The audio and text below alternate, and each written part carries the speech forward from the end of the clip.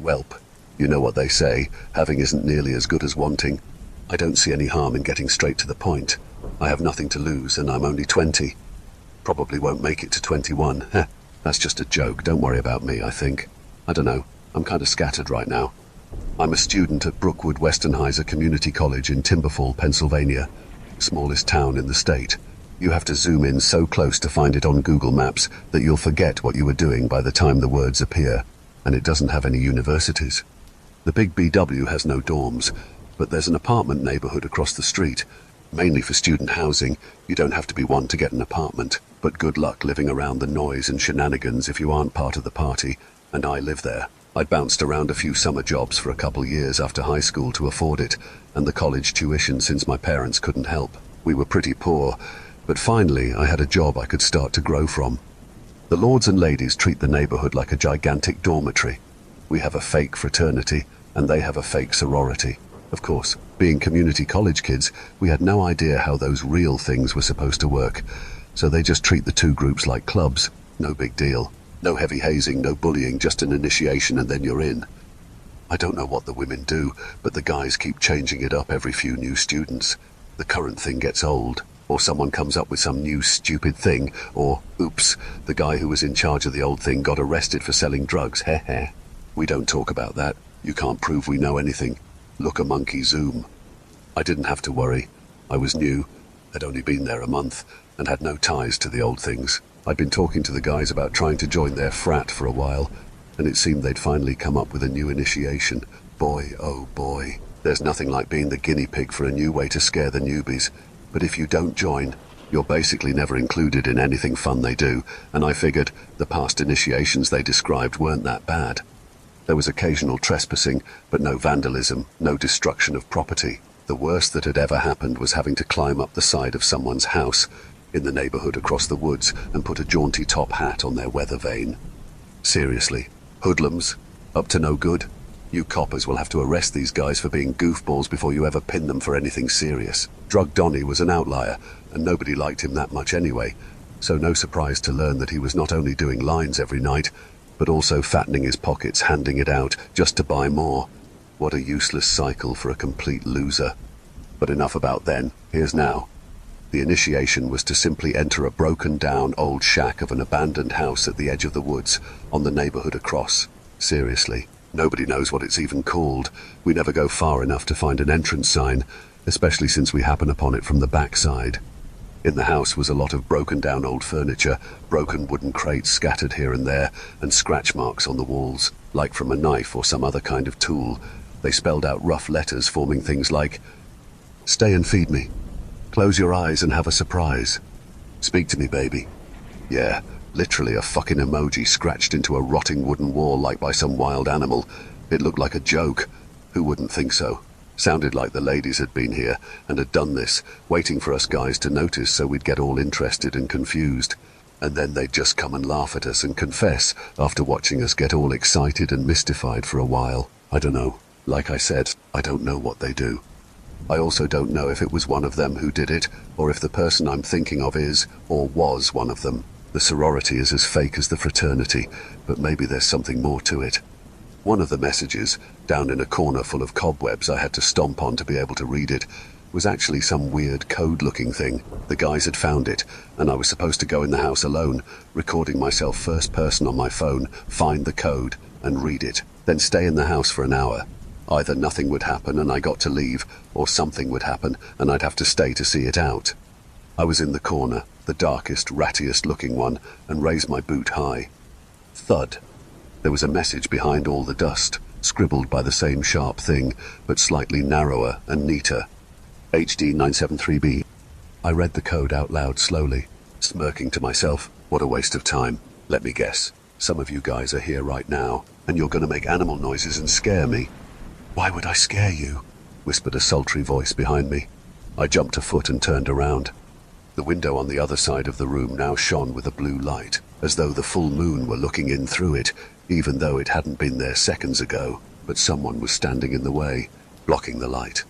It was the slim figure of a woman, her features barely visible, with soft, dark pajamas and dark, shoulder-length, messy hair sort of fluttering there. I shivered. There was no breeze. nothing to move her. She stepped closer. "Stay with me and play," she whispered. "You're from the sorority," I said, trying to stay calm. No reason to be afraid. After all, there was a naked woman about my age, maybe a few years older, standing right in front of me. What was there to be afraid of? "You're a part of them, right?" "Sorority?" she giggled. "I'm not interested. I'd rather make you a part of me." Okay, that one was creepy, not gonna lie, but I couldn't see any pockets on her clothes. No shit, it was nearly pitch black in the house, but I wasn't thinking straight, and I didn't see her concealing a weapon anywhere. Big brain time for me, huh? Plus, I was a 20-year-old college kid, basically an idiot. And when a 20-year-old single guy is faced with a sultry, comfortably dressed woman in the dark talking mysterious shit, running in fear isn't exactly the first response that comes to mind. Sue me for being a dude, okay? She came closer and closer until she was right on me. She slowly put her arms around me and whispered into my ear, "No resistance, no fighting. You could be a lot of fun." She kissed my cheek. I shivered again, and it wasn't quite from nervousness that time. But then things become a blur. I feel like I must have sort of passed out, but there was a wonderful buzzing feeling in my head, and it happened so slowly. It was like that wonderful feeling you get from ASMR, but times 20, like I was getting massaged inside of my head. Finally, I woke up suddenly, as if I'd stood up in my sleep and then fallen backwards onto the bed, stiff as a board. Only this wasn't a bed. It was the floor of the falling apart house, and it was early Saturday morning, dawn peeking through the open windows and the doorless frame in front of me. I was lucky. There were occasionally sightings of things like foxes and coyotes around here. We're pretty close to the country and farmlands, and I don't know how those kinds of animals deal with sleeping humans, but I'm just glad none of them found me. I felt sharply awake, but also tired, like I'd only slept half the night. Nevertheless, I found my phone a few feet away, battery dead. All I cared about in that moment was the video. The fucking video, dude. It had to be insane. I ran all the way back to the neighborhood. When I finally got it charged up enough to turn on, during which I was explaining the whole thing to the guys and why I hadn't come out all night, because they'd thought I was pranking them by acting like I'd gone missing, I played it. There were about 20 of us in all, not the whole neighborhood, thank God. So front row seating for my tiny Samsung Galaxy Ace wasn't really convenient, but we made it work. It captured everything, from the moment I walked in, to that woman and her mysterious words.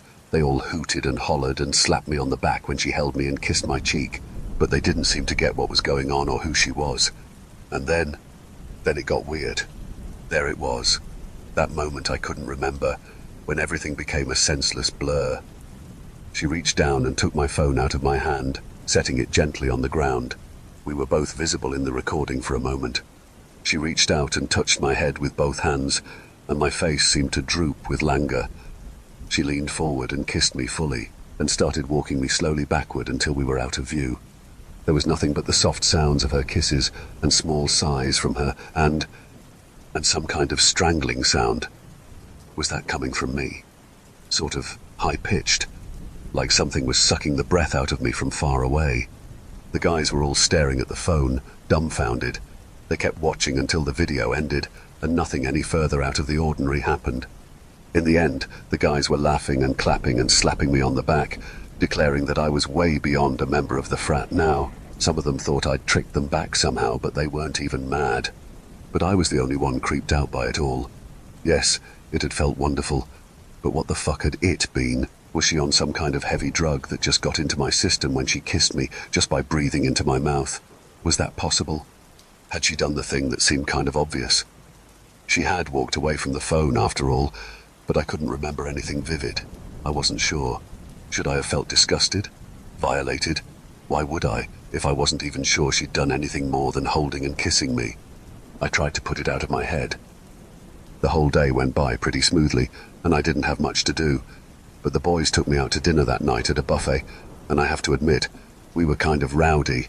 We had a corner to ourselves and may have accidentally driven away a few people to different seats farther off. A waitress came by once with a resigned expression that said she thought she'd get yelled at and belittled, and opened her mouth, probably to ask us to quiet down. But it was the leader of the current group, Foxy, who saved the day. With a big smile and a wink at her, he reached into his leather jacket and pulled out a $50 bill, then handed it to her wordlessly. She turned red, opening and closing her mouth like a fish for a second, a flustered smile appearing and disappearing a few times. Then she nodded and walked away, presumably to tell her boss she had no idea what the hell the complaining customers were talking about. She'd only found a group of nice modern gentlemen in that corner, eating half the buffet. Nothing to worry about. We soon left, separating to our cars, and got home without incident. But that night, last fucking night. It's Sunday morning right now. I'm scared out of my mind.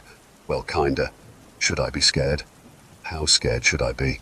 Maybe this is nothing. Am I overreacting? I should probably get back to the fucking story already. I fell asleep around midnight in my studio apartment. Nice, peaceful place. I even turned on a fan and some ASMR. But soon I woke up to the feeling of something caressing my cheek. I sat up in a terror, face to face with her. She lowered her hand from my face, smiling lovingly at me. She was squatted down next to my mattress, stroking my cheek with her fingertips, dressed in those soft, dark clothes again. I scrambled backwards off my mattress, and she giggled. As I stood up, the lights turned on, but not very brightly. There were half a dozen orange lamps spaced around my apartment on little wooden tables. Nothing else but my bed, the lamps on the tables, her, and no front door. In front of me, the room stretched a short distance, and then turned into a dark hallway going to the right. "Let's play," she whispered, standing up and approaching me. Her smile was less frightening and more seductive, more beautiful. In the better lighting, I could see that her pajamas were pitch black, and she was tanned. I would have guessed she was Brazilian, I'm not sure, and she was drop-dead gorgeous. She took my shoulders gently and kissed my cheek, running her lips down my face toward my neck, and I shivered, getting lost in the moment. She kissed me a few more times, lower, under the ear, lower.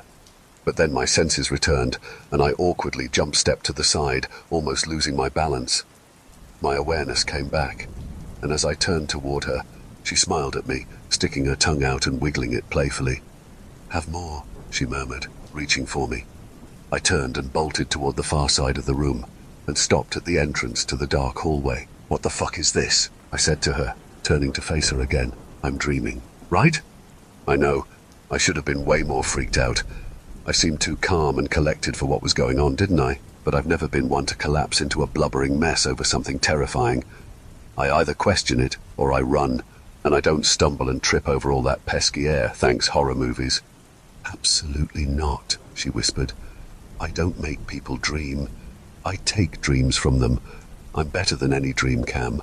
My games are more real, more fun than anything you could hope to see in your boring little outside world life, and if I win, I get to have more of you." Her eyes twinkled. "Or you could just give in right now and let me feed now. Do you like the sound of that, Cam?" she asked softly, staring at me with doe eyes. "Do you like the thought of standing there, defenseless, and letting me feed on you? Not fighting me, not stopping me, just letting me take more and more." "The fuck are you talking?" But I couldn't finish. She pounced, running at me full speed, and I had to turn and run too. The hallway wasn't as long as I thought. Lucky I had my arms out in front of me. Seconds later, my hands slammed into another wall, and my arms sort of crumpled, absorbing the impact not too painfully and stopping me from snapping my nose against the plaster. To my left was another hallway, with a dim orange light shining from another turn past it. I took the corner at a full run. I could see again. I went beyond it, turned right and ran past another lamp, and ended at a two-way intersection. The hall became a T, and there were more halls to the left and right. "You have 1 hour," her voice called from behind me. "If I don't pin you in 1 hour, you win the night." She was still running. I took the left turn, then a right at a three-way intersection, and went straight at a four-way. The entire building had become gigantic, a maze of short, dimly lamplit corridors. I was internally cursing, trying to convince myself she was lying, that it had to be a dream. It couldn't not be one, could it? Half of me really did want to stop. I was kind of excited at the prospect of just not resisting her, letting her approach me and kiss me again, the way she had last night. Whatever it had been so wonderful that it had fogged everything, and part of me wanted that feeling again, the wonderful buzz through my whole head, like feathers massaging my brain. In the end, red flags and common sense won. I kept running. Somehow, I kept it up for what might have been more than a half hour. But eventually, I came to a dead end, long after I'd stopped hearing her footsteps and laughter. I'm pretty sure she was going slow on purpose to let me gain some distance.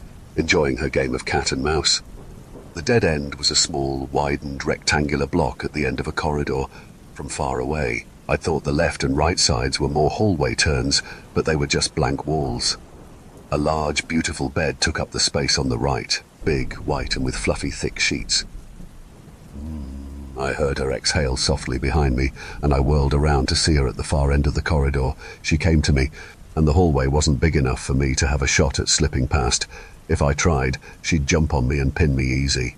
"Go ahead, baby," she said softly. "Get in bed and let's have a cuddle. Give up now. You played good. You tried hard. There's still 10 minutes, and you're trapped. No chance of getting out. Aren't you sleepy? Don't you want to lie down and have more kisses?" With nowhere to go, I backed up further into the room, away from the bed. She grinned at me and walked faster. I tried to slip around her once she was inside, but she grabbed me and wrestled me toward the bed, laughing, and I have to admit my resistance wasn't very strong anymore. She wrangled me into the bed easily, climbed on top of me, kissed me deeply, and the soothing darkness settled in like a blanket.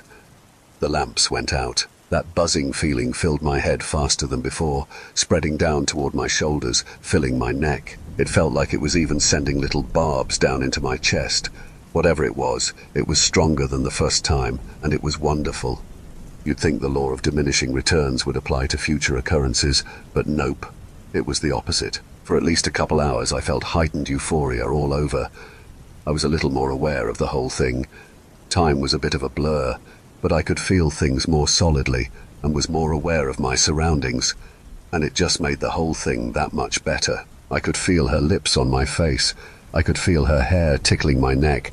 I could feel her hands on my back, her soft sleeves like silky down against my skin. Finally, she was laying next to me in the bed in total darkness, the doorway gone and replaced with solid wall. No way out. She held me close, cuddling me, and we slept. I woke up just an hour ago in my own apartment, as exhausted as if I hadn't slept at all. The bed I woke up in was not my bed. It was the big white one with the fluffy sheets. The apartment had all my stuff still, but now there was a small wooden table by the door with a lamp on it.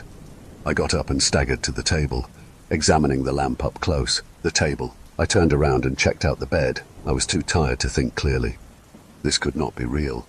I stumbled to the kitchen sink and drank a few glasses of water and went to the bathroom to try and clean myself up and make sense of it all. I looked like I hadn't slept in a week, much less a day.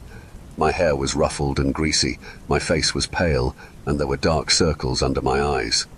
And, there were light, glossy lip prints on my cheeks and neck. I squinted in confusion and licked my lips. They tasted sugary. They tasted like her, that sweet taste of her kiss. I hadn't even realized it had had a taste at all. I'd been so under her spell. I leaned closer and looked at my neck. It wasn't too visible, but I could just barely make out faint prints in the skin, like her fingers, as though she had grabbed my throat while kissing me. Was she being violent, or just passionate? What could I do? What should I do? I don't know. Look, you guys will judge me, I know it. But at that moment, I wanted to keep it all to myself. Look, maybe something happened and gave me a weird dream, or a nightmare, if you could call it that. But at the end of the day, that was all it had been. A dream. I couldn't prove anything. It wasn't real like the first time. It couldn't have been real. She could not have actually entered my apartment, literally twisted the physical reality of the place like some dimensional warping demon, and then kissed me into a near coma in a queen-sized bed for real, right? So what good would it have done to tell any of the guys, or try to talk to anyone with any real authority? Like a cop, nobody could help. Was there even anything to help? I mean, dreams like that, they're common, right? That happens all the time, right? But you people, this is the perfect place to come clean. Nobody can track me down, so nobody can book me into a mental institution. You people will back me up, right? This is just some common thing that happens, isn't it? A harmless dream, and I should just keep quiet and enjoy it. I bet you'll agree with me. After all, I have zero way to escape it, so it has to be something good. My dream angel, making me feel heavenly while I sleep. I'm okay, right? I took a long shower and toweled off, stepping back out of the bathroom with it wrapped around my waist. With my eyes less bleary and feeling more awake and refreshed, I walked back into the main room. I had to check those things out again, figure out what was going on. The bed didn't have any tags on it or any logo, brand or anything, just blank and generic. The blankets too. The table looked handmade. Nothing on it out of the ordinary, just some type of light tan wood and white painted legs, small but strong and sturdy. The lamp was made of heavy dark brass, and the light bulb was shaped strangely, not round, but rather with a lot of angles, like some freaky, badly rendered polygon. Switching it on, I found it to be kind of dim. Not good for full lighting, but good enough to make a room feel cozy in the evening for binge-watching your favorite show. After some thought, I unscrewed the light bulb. I peered at the top. Nothing there. I looked at the screw. No markings. I looked at the stem just above the conductor. Olivine, 160V, 56 Hz. 250 lumens. HDY 973B.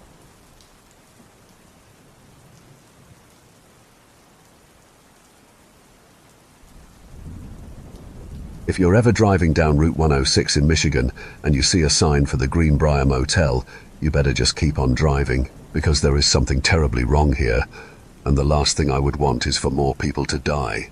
I started working at the Greenbrier Motel a week ago. It wasn't a dream job by any standards. Night shift at the front desk, checking people in and out, doing some inventory in the back. I liked the peace and quiet, though, as a little rundown motel on a stretch of isolated highway in Michigan, it gave me a lot of time to read and play computer games on the clock. It also helped that the owner, Frank, didn't seem to care I was a high school dropout with a rap sheet. But on the very first day, I felt that something was terribly off. For one, there was the smell. When the wind shifted, the entire parking lot smelled like rotting meat. I ran to close the windows, but even then I could still smell it, seeping in through the HVAC system. The motel is surrounded by deep woods, so I figured maybe we were near the kill grounds of some animal, or maybe it was just the endless roadkill of deer and possums on the highway. Either way, it was unsettling, and definitely not enjoyable.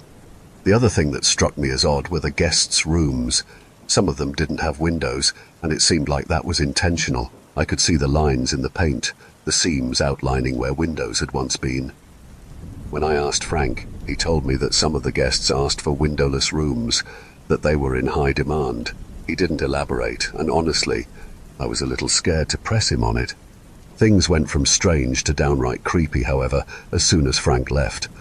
As I got set up at my desk, a woman walked into the room. She was in her 40s, maybe, with black hair and very pale skin. As soon as she stepped inside, she locked the door behind her. "Frank left, right?" she asked me. "Yeah," I replied. Who are you?" She introduced herself as Matilda. She'd been working here for a decade, cleaning the motel rooms after the guests checked out. After a few minutes of small talk, she suddenly came up to the counter and lowered her voice. "I want to make sure you're safe around here," she said, glancing back towards the door nervously. "So I need you to listen to me, okay?" My heart dropped. Okay. "Whatever you do, don't ask questions. Just check people in, check them out, and mind your own business. And then you'll be fine." My stomach did a little flip. Okay, so it was that kind of motel. Illegal business of multiple kinds, probably, all being conducted under our dilapidated roof. What? What if the police come? Will I be arrested too?" She gave me a blank stare. "The police?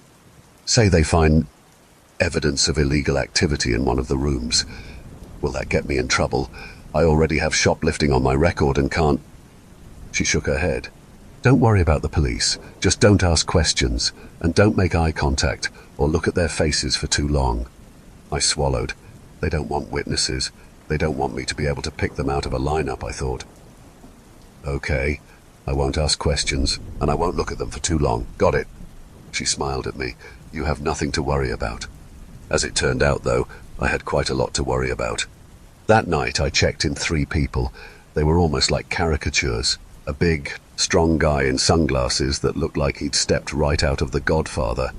A woman dressed to the nines, wearing a more makeup than a clown. A skinny young guy in a hoodie that smelled of something chemical and strange. But I listened to Matilda. I didn't ask questions. I didn't even ask the questions I should have been asking. Like when Hoodie Guy gave me an ID that was clearly fake. "Don't ask questions and you'll be fine." I kept repeating that to myself, and I kept my eyes glued to the computer screen, never even glancing up at them. When it hit midnight, I assumed the rest of the night would be smooth sailing. On this lonely stretch of highway, it was unlikely anyone else would check in. I pulled up Minesweeper and played some music on my phone. My peace and quiet, however, was interrupted by the door swinging open at 2 a.m. I glanced up to see the guy in sunglasses, the guy who looked like he'd stepped out of The Godfather. Oh no, I should have locked the door. I swallowed and kept my eyes glued to the computer screen as he approached. "Can I help you?" I asked, watching him in my peripheral vision. "Do you have any razors for purchase?" I froze. Razors? At 2 a.m.? I instantly got a mental image of him slashing someone up in his room, blood all over the sheets, soaking into the carpet. No, we don't have any razors," I said, keeping my eyes on the computer screen. "Can you just check in the back, please?" I swallowed. I really didn't want to go check. As soon as I turned around, he could do anything. Pull out a gun, tackle me, force me into a chokehold and keep me hostage. But refusing him was just as bad, if not worse. It might make him mad, really mad. I sat there, staring at Minesweeper on the screen, weighing my options, paying close attention to him out of the corner of my eye. And that's when I saw it. There was something off about this guy. His sunglasses looked like they were slightly too low on his face, like the eyes they were covering weren't in quite the right place. And not only that, but I couldn't see his eyebrows poking above the frames, or the contours of his brow ridge. Everything above the glasses was perfectly flat and smooth, like he had no eye sockets at all.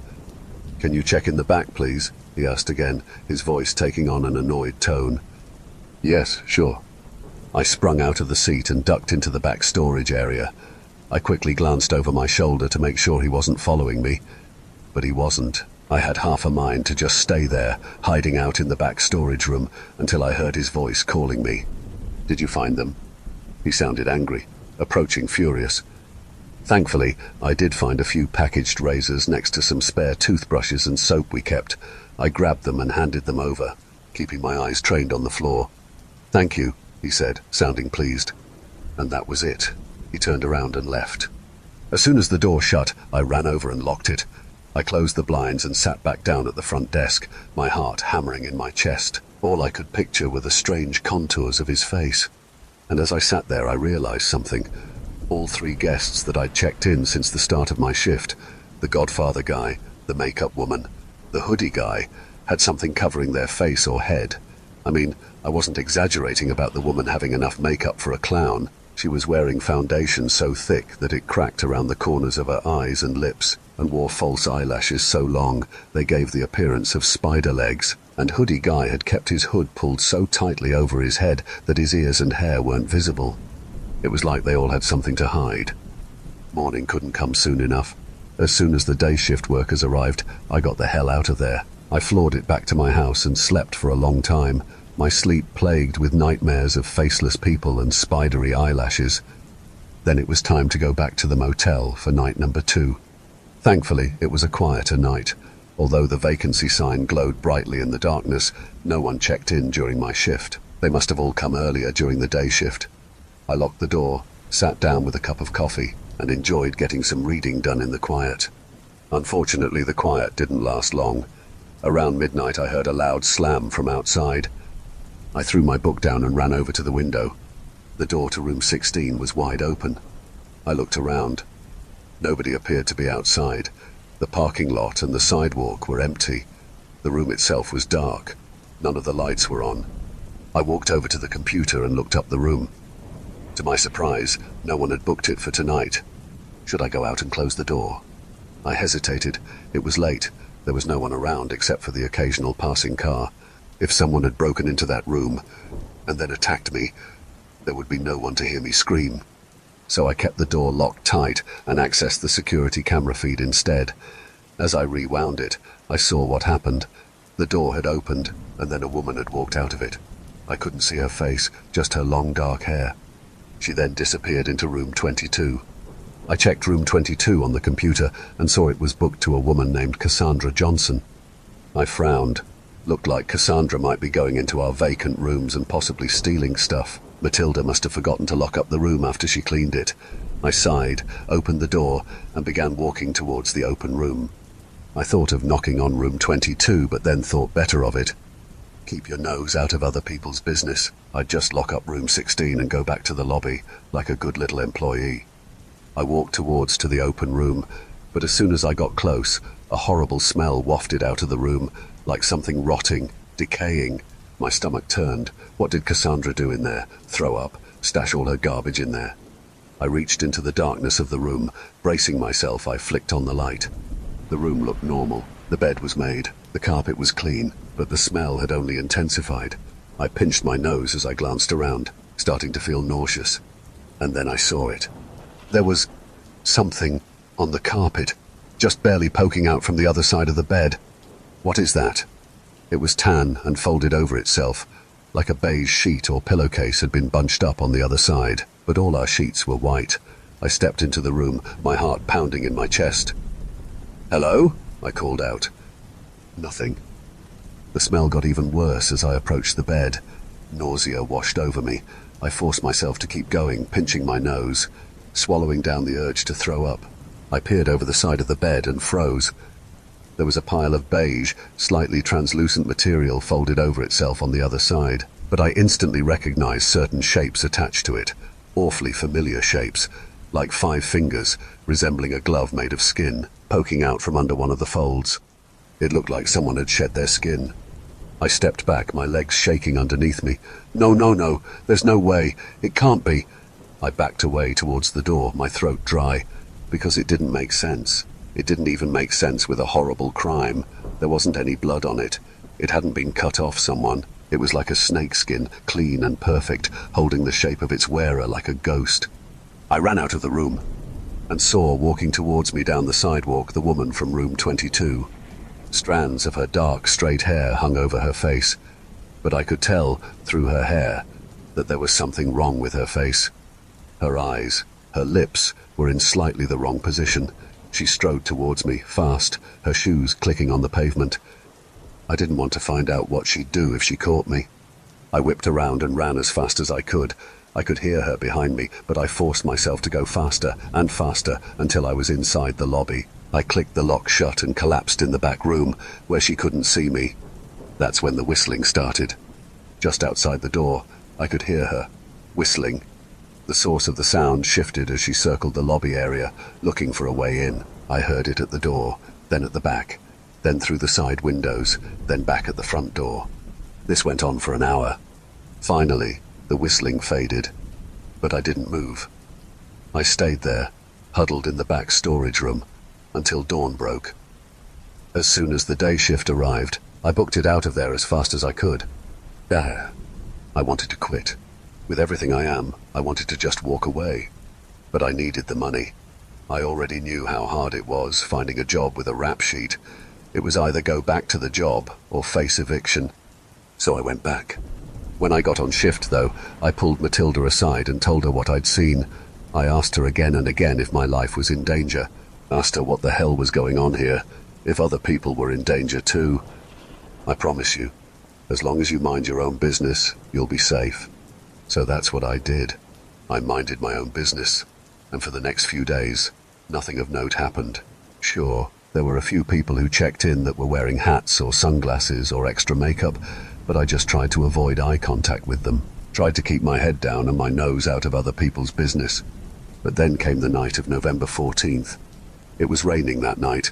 The rain came down in sheets, and every so often I heard a peal of thunder shake the windows. I wasn't expecting anyone to come in that night, as I hadn't seen that many cars driving by on the highway. The rain seemed to keep everybody in. But then I heard a knock. When I looked up, I saw a man staring in the window. A chill ran down my spine. He was wearing a hoodie that hid his head and kept his face mostly in shadow, and he was rather aggressively banging on the window, like he was in a hurry. I grabbed the mace I kept under the counter and slipped it into my pocket. Then I approached the window. "Do you have any vacancies?" he asked in a low voice, barely audible above the pounding rain. The vacancy sign glowed brightly behind him. There's no way he could have missed it. "Yeah, come on in," I said, unlocking the door with one hand and gripping the mace in my pocket with the other. He stepped inside. Rain dripped off his jacket and onto the floor. I barely glanced at him, turning around and walking back around the counter. Then I sat down at the computer, keeping my eyes fixed on the screen. In my peripheral vision, I could see him, leaning over the counter, his face only about a foot or two from mine, so close that I could smell the stale, mothball odor coming off his clothes, so close I could hear drops of water plopping onto the counter from his sleeve. "Can you go faster?" he asked, his voice raspy in his throat. "Sorry, sir, I'm going fast as I can," I replied, my heart starting to pound. "It's an old computer." My fingers slipped on the mouse as I rushed to click the buttons. "I don't have all day," he growled, looming even closer to me. I wanted to look at him. My eyes were itching to glance up at the man that was 6 inches from my face, but I forced myself to stare at the screen. Whatever the hell was going on here, I was not going to be a witness. I was not going to look up and find myself face to face with a Smith & Wesson. "Your name?" I asked. As soon as the words came out of my mouth, I froze. I needed a name to book the room, that's all. But maybe he wouldn't see it that way. Maybe I wasn't supposed to ask for names. Maybe that was part of Frank's understanding with certain guests. Thankfully, nothing happened. After a second of hesitation, he replied, "Daniel Jones." The name struck me as fake. Common first name, common last name, but who even cared at this point? I typed his name into the system and completed the booking process. He paid for the room in cash, which was another unnerving detail, but I tried not to worry about it. I turned my back and took a key off the hook. "Room 7, I said, handing it to him. He thanked me and then waited by the door. I waited for a minute, then 2, but he didn't leave. "Do you need something?" I asked, careful not to make eye contact. "Can you escort me to my room?" Oh, hell no. There was no way I could go out there, in the middle of the night, with this creepy guy. That was like a death sentence. I glanced out the window and spotted his car, a beat-up sedan, in one of the nearby parking spaces. The murder scenario played out in my head. Shoves me into the hotel room. Kills me. Sticks my body in the trunk. Throws it in the middle of the woods. Or maybe worse. Maybe my skin would end up crumpled on the floor of one of the rooms. Maybe he'd take my form, or turn me into something that sheds its skin like a snake, that has eyes too low on its face, or no eye sockets at all. And the longer I looked at him, in the corner of my eye, the more I noticed how unsavory he looked. There were smears of dirt on his sleeves and on the hem of his pants. "Like he's been digging a grave," the voice in my head added. His face, half hidden in shadow, was sunken and gaunt. His jaw was covered in grey stubble, and his teeth were a horrible shade of greyish yellow. Can't you just go yourself? I have something that I need to do here. My boss is going to be mad." "You can take 2 minutes to walk me to my room, damn it." I sat there in stunned silence. He sounded furious. My heart pounded in my ears. "Okay," I said finally. My fingers curled around the mace in my pocket, and then I joined him by the door. "I'll walk you to your room." He didn't thank me. He just grabbed the door and swung it open, nearly letting it swing back in my face. I stepped out into the pouring rain with him. The parking lot was a lake, and our feet sloshed loudly through the water. The cold water seeped through my sneakers, and I shivered. I followed the man to his car, staying a good 15 feet away. He popped the trunk, and I held my breath. But thankfully, there was only a duffel bag inside. He hoisted it on his shoulder and started for room 7. I followed him at a distance, staying several feet away, watching him fidget with the key. "You got a lot of other people staying here right now?" he asked, as he slid the key into the lock. "Some," I replied. "Not great weather for it." "Not really." "The storm's supposed to clear tomorrow. It'll be good weather then." Wow, this is taking a while, I thought to myself. That's when I looked down at his hands and noticed that he wasn't really trying to get into his room. He was just inserting the key, pausing, and then pulling it out, over and over again. He was stalling for time. He was keeping me here on purpose. I looked up from his hands, just in time to see him staring at me. His blue eyes were intense, studying me. I wanted to run away. Every inch of me was screaming to get out of there. But the guy had 6 inches on me, and was really thin. He'd probably catch me in seconds. I was never much of a runner. I slipped my hand in my pocket, curling my fingers around the mace. "Do you need help getting into your room?" I asked. He shook his head. "I'm going to go back to the front desk," I said, taking a step back. As soon as I said that, he froze. His eyes widened as he stared at me. Slowly, he shook his head, his lips stretching into a grimace that revealed his yellowed teeth. "Don't go," he growled, his voice barely audible above the rain. "Stay exactly where you are." I leapt into action. I whipped the mace out of my pocket and held it in front of me, pointing it right at him. "Don't get any closer!" My finger hovered over the trigger, and then I heard it. Someone was whistling. Behind me, somewhere in the rain. The song cut through the pattering raindrops like a knife. It was the same eerie tune that woman had whistled a few days ago. "I'm sorry," the man said quietly, his blue eyes locked on mine, "but I needed bait." I stared at him. My brain couldn't even process what he was saying. Bait? I took a stumbling step back. The whistling grew louder. I whipped around. Through the rain I could see someone walking through the parking lot, barely lit by the flickering street lamp. The mace fell from my hands and clattered to the ground. Then I turned and ran as fast as I could towards the lobby. The whistling stopped, and then I could hear loud, splashing footsteps growing louder with every second behind me. I swung the door open, slammed it shut, and turned the lock. I pulled the blinds down over the window. Panting, I parted them with my fingertips and peered out into the night. There was a woman standing in the parking lot, the same woman I had seen a week ago. Her hair and clothes were drenched with rain, but she was smiling, this big, lopsided grin that sent chills down my spine. And her eyes were strange, wide and wild, incredibly light blue. In the darkness, it almost looked like she didn't have irises at all, just two pinholes for pupils, staring right at my door. No, no, no. She took a step forward. I ran over to my desk, grabbed my cell phone, started dialing 911. Come on, come on. 911, what's your emergency? I'm at the Greenbrier Motel and there's this guy and this weird woman. Thump. I was cut off by a loud thump nearby. I ran to the window and peered out. The man who'd booked room 7 was running towards the woman. He was holding something up in the air, a short dagger, gleaming silver in the rain. "He's attacking her!" I screamed into the phone. The woman's face changed.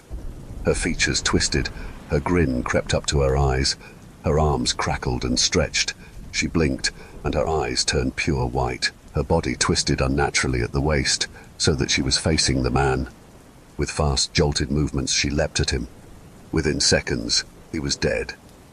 She stood on all fours above him, her knees bent the wrong way, her fingers far too long. With another horrible crackling sound, her neck stretched out 2 feet long, twisting and serpentine. And then she looked at me. I leapt away from the window with a scream. "What's happening?" the operator asked me. "Sir, please tell me what's happening." I opened my mouth, tried to speak, but only a squeaking sound came out. By the time I made it back over to the window, the woman was standing there, looking down at her kill.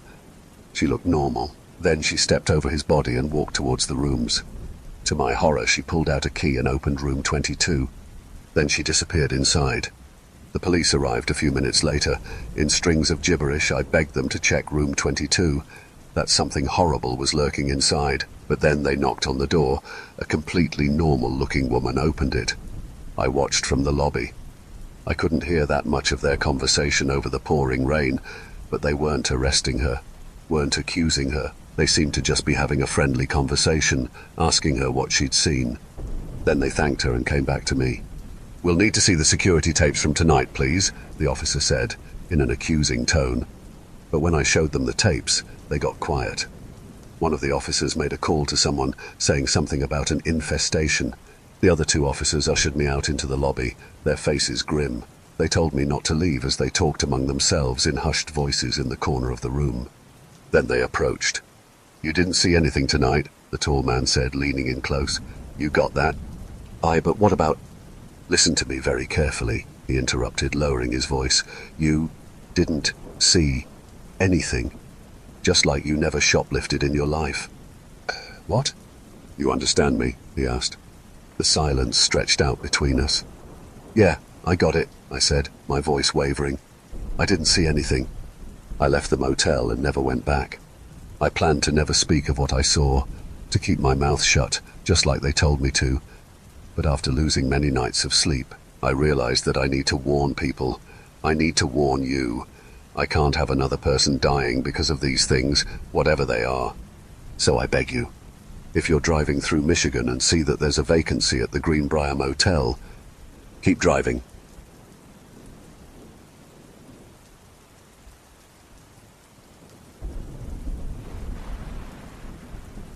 I would not consider myself a stupid person in any sense of the word, but I, like every person, am prone to stupid moments. That's why I decided not to go to school, but instead tried to start my own business, in which I would sell my own clothing brand that I was so sure was going to make me millions.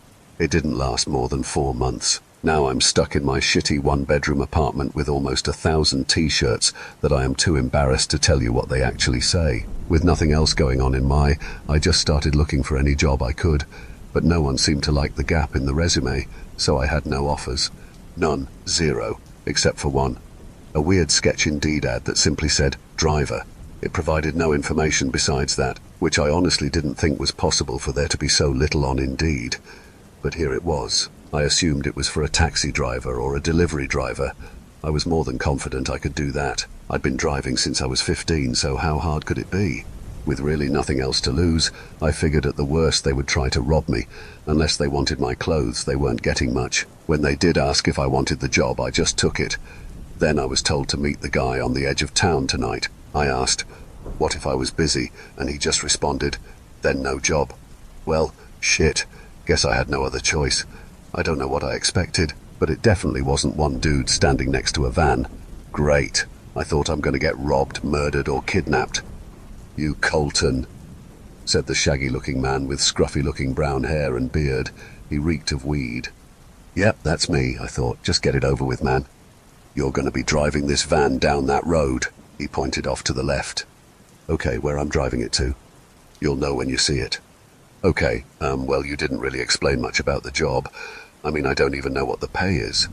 It ain't much, but I figure if you responded that you must really need money. I mean, you come out here in the middle of the night to meet a stranger with no prior information. He was right. Well, you haven't told me much. Am I delivering drugs? Why in the hell would I post a drug-running job on fucking Indeed? That's fair. You ask one more question, I'm revoking the offer. So either take these keys and get in the van or get out of my face. Remember how I said prone to stupid decisions? This was one of them. I took the keys and got in the van. God, it smelt bad trying to grab the crank to roll down the window, but it didn't work. Oh, this is fun, I said, already regretting my choices. I checked what else was wrong with the van. The AC didn't work, but the heater did. Oh, cool. I needed that in the middle of the summer. The windshield wipers worked, but no fluid.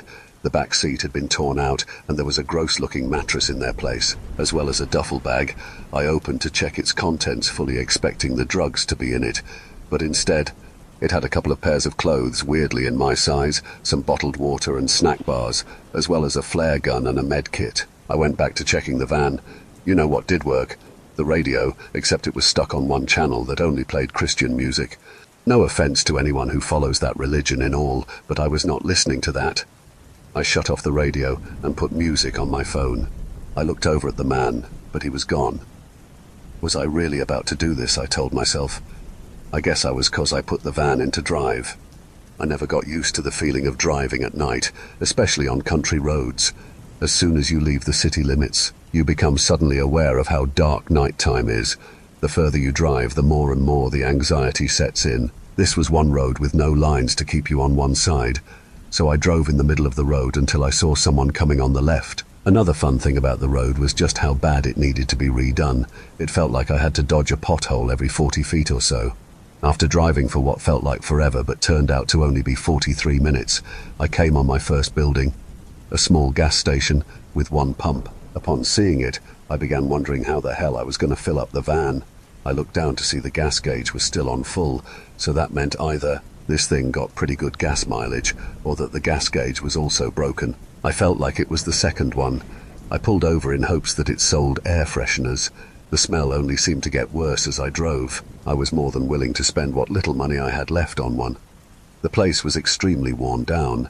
It only had one pump and no diesel nozzle. There were water stains running down the building, and a small breeze kept shaking a piece of the sheet metal roof. It clanked against it, and for a few short seconds I stood there listening. This was enough to annoy me, and I felt bad for any workers. I pulled the door open, but it got stuck against the concrete, and I heard someone from inside yell, "You're gonna have to shimmy through." I feel like that had to break some sort of law or safety violation. I slowly made my way through the gap. My jacket got stuck about halfway through. in which I then had to pull it off from the door, in the process ripping a small hole in the side. I looked over at the worker. He had his face buried in a book, and it seemed like he was trying to ignore me. "You sell air fresheners?" "Auto section's at the back of the store next to the medicine section." I took that as a yes. The air fresheners were $7 for one. Talk about overpricing. I knew I only had like $12 left in my account. My credit cards were maxed out and I drained my savings, so I knew I had nothing to fall back on. I checked my bank app to make sure I had the money I thought I had. To my surprise, I had more. Finally, something good. I had a whole $23 that I was about to completely blow at this random gas station, still unsure if I was even getting paid for this. Why was I still driving? I mean, really, there was no job security here. I still don't even know what I'm delivering, or if I am even delivering something. Was I this desperate? Just then, like he was reading my mind, I looked down to see a text from Charlie. Wait, who was Charlie? "Don't worry, kid, you're getting paid. You already have been." I went into my deposits to see that $9 had been put into my account a couple of minutes before I came to the gas station. The memo just said from Charlie. So Charlie was the man who gave me the van. I'd put that part together. I had so many questions. Where did I get his number? I mean, I don't remember exchanging numbers. I don't remember learning his name or making a contact with him. I know I didn't give him any banking info. My mind was racing. I tried texting him back, but it just said undelivered. You know what, fuck it, I was still alive and getting paid, so I'm not asking any more questions.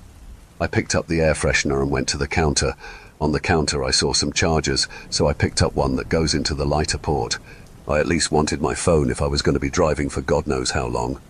"How much for these?" The man picked up the items and scanned them. $13.78. I fished in my pocket for my wallet and put my card in the reader. "So you're actually real," the man behind the counter said. "What is that supposed to mean?" "Don't worry about it," he said, shoving his face back in the book. What a weird interaction, I thought to myself on my way out. I got in the van and put up my new air fresheners. The man slapped the side of the van, startling me in the process. I opened the door to yell at him, but he cut me off. "Unless you pull into somewhere with people, stay in your damn car." He walked away before elaborating. I was half tempted to follow him, but I decided against it. I was back on the road. I decided to put on a YouTube video as I was getting sick of my music. It was a video of someone explaining the Waco siege, which I had already listened to a couple of times, but I liked the YouTuber, and he was slow between uploads. It got to the part where they accidentally lit the compound on fire. Just then, a large creature jumped out from the darkness, bailing in front of the van. I tried to swerve so as not to hit it, but I wasn't quick enough. The van collided with the creature, smacking it with the front before it proceeded to roll over the top. I slammed on my brakes, stopping to catch my breath. My heart was pounding in my chest. I took a second breath and got out to inspect the damages on both the van and whatever I hit. The van was fine, not even a scratch on it. What a tank. The animal was not fine. It was a deer. One of its antlers broke off in the impact, and its face did not seem to enjoy the asphalt. There was a small trail of blood where it skidded across the road. One of its legs was broken and was sticking in the wrong direction. Oh shit, that thing is dead. I ate my words as I heard them huff. Now I felt like it was my obligation to put it out of its misery.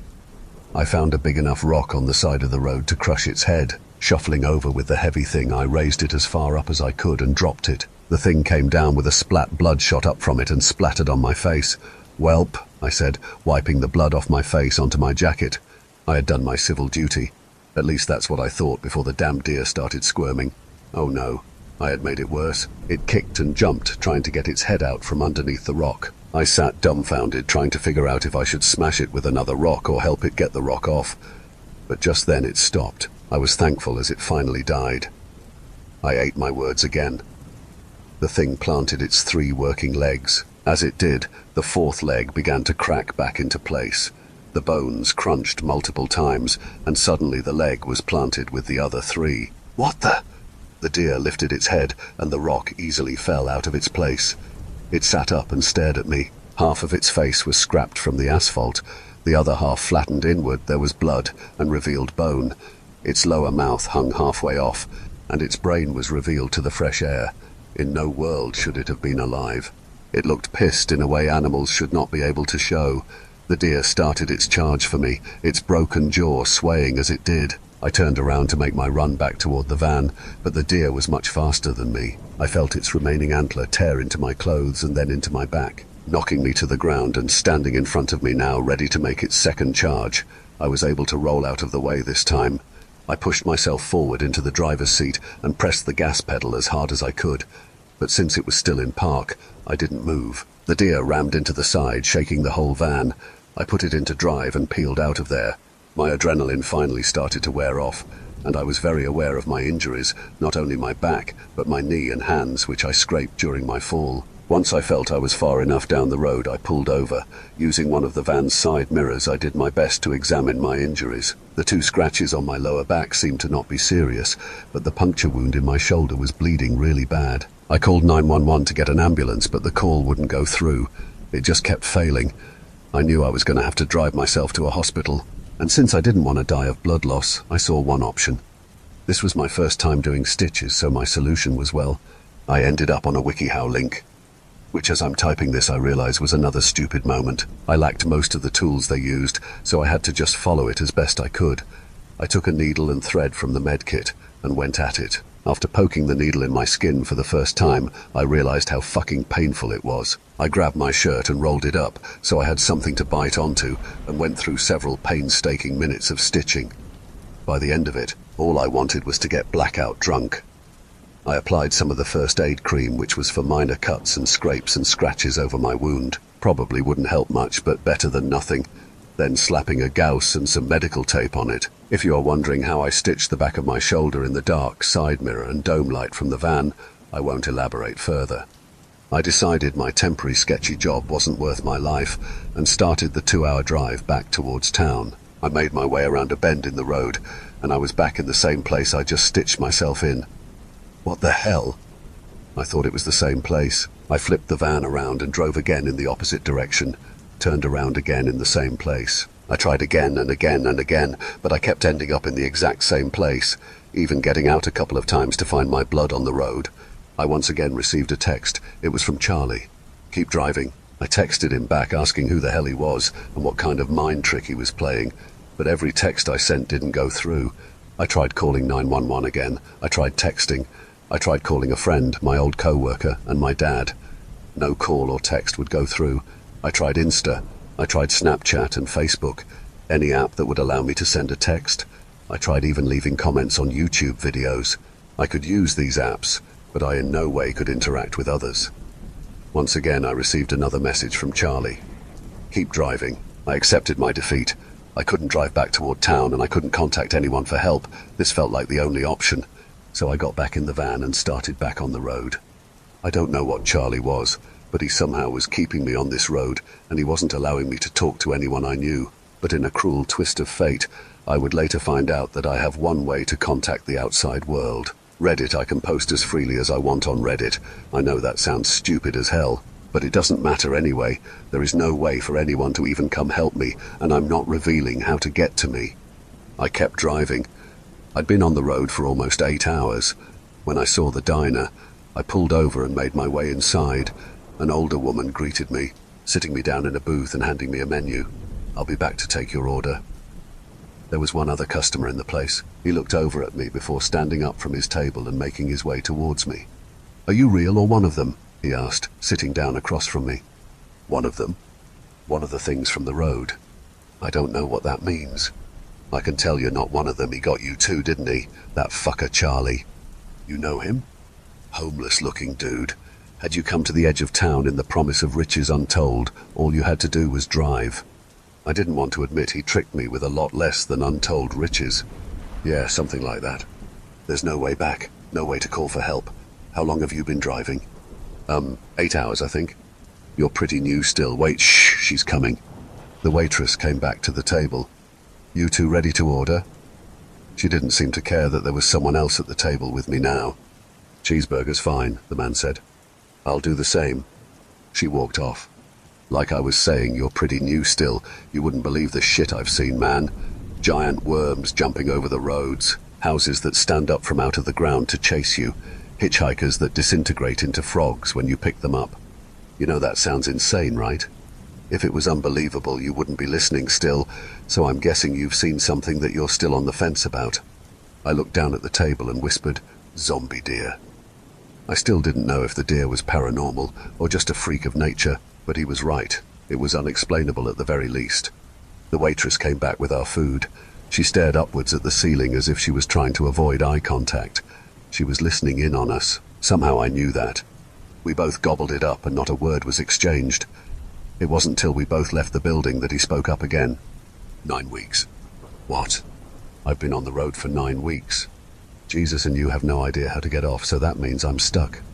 Yeah, you're stuck, but I got her an idea. What's that? Let's go drive the road together. Safer in numbers, you know. Hell no, man. I don't know if I even believe you for one, and if I did decide you're telling the truth, what's to say you're not something the road conjured up to trick me? Yeah, you bring up a good point. Look, man, since you're probably gonna die. What the fuck, man? Let me finish. Since you're probably gonna die, I wish you the best of luck. With that, he turned around, got in his car, and sped out of the parking lot. All while I sat there trying to figure out my next move. I knew something was wrong. I knew somehow I was stuck on the road. But I knew nothing else if I was to believe that man I was going to see some weird shit. I believed him. I don't know why, but I did. I got back in the van and I kept driving. The next fun thing I learned about the road is that the sun never comes up. In my 11 days of driving, I haven't seen the sun once, unless I was somehow sleeping at the perfect time to miss all the sunlight, but that doesn't seem right. I never was a morning person, and I never was a people person, but damn, I was missing both of those. It makes you realize how much you took for granted showers and hot food. I didn't get to finish my thought before the van was sent off the side of the road, causing it and me to tumble my head smack on the steering wheel, and I blacked out for a second. The van lay on its driver's side. I was hanging slightly above the window. I reached over to unbuckle myself, falling directly into the window. My whole body felt heavy. My poor stitch job showed. Blood trickled from my back and from a newly formed scratch on my forehead. I didn't have any time to worry about that. Whatever knocked the van off the road got closer now. I could hear its heavy steps moving through a nearby brush. I tried to push myself up, but new injuries began to present themselves. My ribs ached and I couldn't put any weight on my leg. I pulled myself using the armrest on the driver's side. I stood using my good leg to hold myself up, reaching for the passenger side door, but the thing dented the door inward. No matter how hard I tried, it wasn't opening. All while it got closer.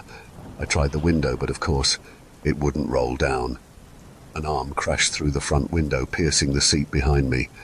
I had to duck down, forcing myself between the front seats into the back of the van. Pain shot through my body as I crawled through. The mattress had been knocked out of its place, forcing me to crawl under it. The monster was away from the window, and I could hear it scratching the car to my right. I lay in place, hoping it didn't know where I was. Its arm pierced through the side just above me. I crawled quicker towards the back window. Relief washed over me upon seeing the glass was already broken. I made my way through it, and I finally saw outside the van. Forcing myself up through the gap, feeling how ruined my leg was. I placed all my weight on my other leg, trying to move as fast as I could. I turned to see the monster's arm was still stuck inside the van. It tried harder and harder to pull its arm out. I used my opportunity to put as much distance as I could between us. The monster yanked, pulling its arm from the van before screeching into the air. It stared at me with dark black eyes and pale skin. It walked on 2 legs and had 4 arms. One of the arms lay flat, unmoving, the same one it pulled from the van. It clasped its incredibly sharp teeth together before running towards me. It was so much faster, there was no way I could move quickly enough. It ran with its working arms in the air as it tried to come for me. It was bloated, wearing pants and a jacket. It was human enough. I was on the road before my good leg gave out. I collapsed upon it. I turned my head to see it standing feet from me, still screaming, but it stopped right in front of me, staring at the sky. For the first time since I started on the road, the sun was rising. The monster screeched one more time before turning around and running from the road into some brush. Soon it was far from my sight. I wasn't going to wait around for it to come finish the job. I hobbled down the road for a mile or so, which in my current condition took much longer than it should have. From behind, I heard the noise of what sounded like a metal clacking together. When it got closer, I was able to figure out it was a car. It came right towards me, and I prepared myself for whatever else the road was going to throw at me. The vehicle pulled over, and a familiar face stepped out. The same man from the diner. "Holy shit, you're alive," he yelled at me. I said nothing back, just hobbled over to the car, opened the passenger door and got in. He nodded and got into the driver's seat. We drove for 10 minutes before either of us said a word. I saw your van and just assumed whatever did that got you. You left the diner before me. Yeah, I stopped a little down the road and waited for you to pass. I've been following you since. Eventually we came to a clearing just a bit further down the road, and he took a moment to properly assess my injuries. He told me my stitch job was utter shit and stitched it up properly.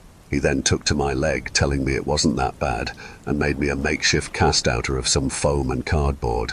He placed a bandage over my forehead, and as for my ribs, there wasn't anything he could do. We took the time to finally introduce ourselves. This was Ted Villek, a 33-year-old self-proclaimed doomsday prepper. The knowledge he gained in preparation for the end times came in handy, but he was kinda in the nicest way possible. An insane conspiracy theorist who thought our whole journey on the road was manufactured by aliens to test the limits of human capability. I didn't care about that. He could ramble about it all day. I was just happy to be around someone. For now, that's all I got. I'm stuck on this road and no one's gonna come and help me. At least I have company. I welcome any theories about what's going on here, and I'll let you all know if anything else interesting happens. With that said, thanks for watching, and until next time.